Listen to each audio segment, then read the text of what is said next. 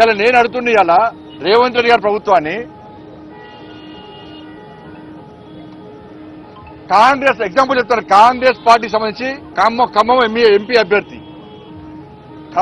MP అభ్యర్థి దగ్గర 7 కోట్ల రూపాయలు పట్టుకున్నారు వీళ్ళు పోలీసులు బీఆర్ఎస్ గవర్నమెంట్ లో. ఏమైనా పైసలు ఏమైనా 7 కోట్ల రూపాయలు.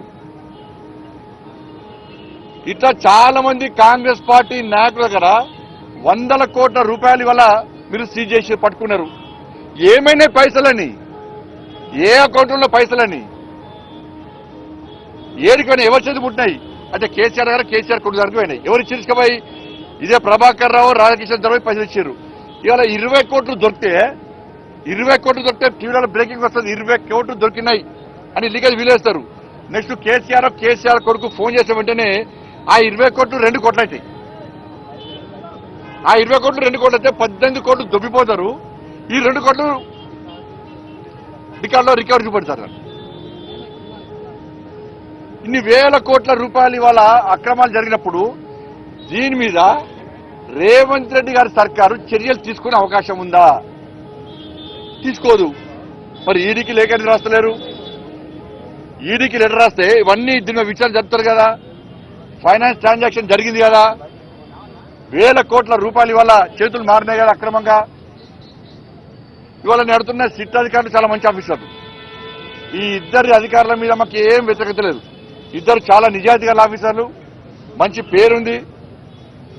కానీ మాకు ఉన్న అనుమానం వల్ల ఈ రేవంత్ రెడ్డి గారి సర్కార్ మీద మాత్రమే అనుమానం. సంవత్సరమే 1000 ఫోన్లు ట్యాప్ చేసినట్టు ఆధారాలు దొరికినాయి. మీకు ఎన్ని సంవత్సరాలు వస్తారు దీన్ని? ఇంకా ఎన్ని సంవత్సరాలు వస్తారు దీన్ని? కమిషన్లు ఇస్తారా, టైం పాస్ చేస్తారా? కమిషన్లు రిపోర్ట్ ఇచ్చాక ఎవరు చెల్లించుకోలేదా? ఇన్ని సంవత్సరాలకి సంవత్సరం దాటింది. ఏ ఒక్క రాజకీయ నాయకుల మీద అరెస్ట్ చేసిరా మీరు? కేసీఆర్ గారిని కేసీఆర్ కుటుంబం మీద చర్యలు తీసుకుని అరెస్ట్ చేసిరా ఎవరన్నా? ఎందుకంటే ఇద్దరు ఒకటే. నేను ఈ అధికారులు అడుగుతున్నా, ఇవాళ ప్రభుత్వం అడుగుతున్నా. ముఖ్యమంత్రి గారు ఫోన్ ట్యాప్ చేశారు కదా, ముఖ్యమంత్రి గారిని పిలిచి విచారణ చేసే దమ్ము వీళ్ళకుందా, అధికారం వీళ్ళకుందా? సాక్షాత్తు జడ్జిల ఫోన్ ట్యాప్ చేశారు కదా, జడ్జిలను పిలిచి విచారణ చేసే అధికారం వీళ్ళకుందా?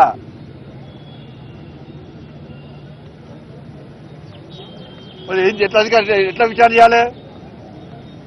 అందుకే సిబిఐకి ఇవ్వాలని మేము అంటున్నాం. మీరు సిబిఐకి ఇవ్వకుంటే ఇదంతా తూతు మంత్రము. ఇది మీ ఇద్దరి మధ్య జరిగిన అండర్స్టాండింగ్, బీఆర్ఎస్ కాంగ్రెస్ మధ్య జరిగిన అండర్స్టాండింగ్. ఒక్కొక్క స్కామ్ కు అక్కడ రేటు కుదురుతుంది ఢిల్లీలో.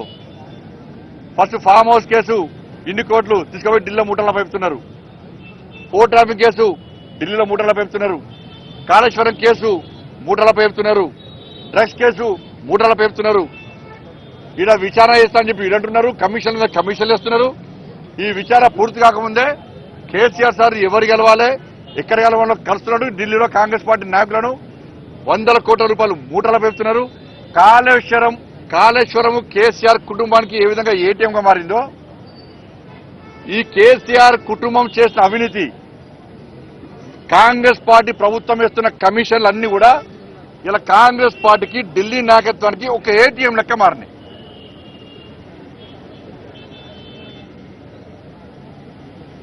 ఇంత జరుగుతుంటే కేసీఆర్ కుటుంబాన్ని అరెస్ట్ చేసి దమ్ములే లాస్ట్ రాష్ట్ర ముఖ్యమంత్రి గారు ఏం చేశారు?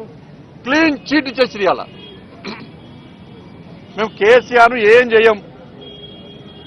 అదే రాష్ట్ర ముఖ్యమంత్రి గారిని జైలుకి పంపినప్పుడు నీ ఫోన్ నీ కుటుంబ సభ్యుల ఫోన్ ట్యాప్ చేసిండు.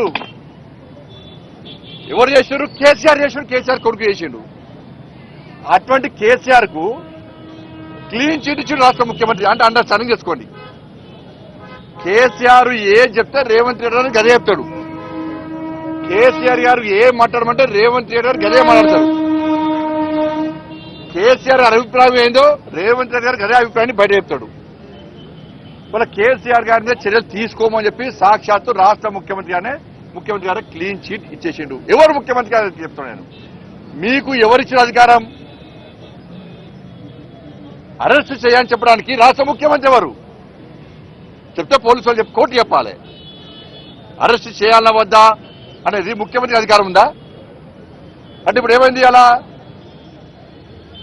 అధికారులు మీరు వేసినటువంటి కమిషన్ సంబంధించి ఈ సిట్ కమిషన్ కానీ ఇతర కమిషన్ అధికారులకు ఇండైరెక్ట్ రాష్ట్ర ముఖ్యమంత్రి గారు క్లీన్ చిట్ చేసి మీరు ఏం చేయకండి, మేము టైం పాస్ చేస్తున్నాం, మేము ఎవరిని అరెస్ట్ చేయము అని డైరెక్ట్ గా రాష్ట్ర ముఖ్యమంత్రి గారు క్లీన్ చిట్ కేసీఆర్ కుటుంబానికి చేసేది వాళ్ళు.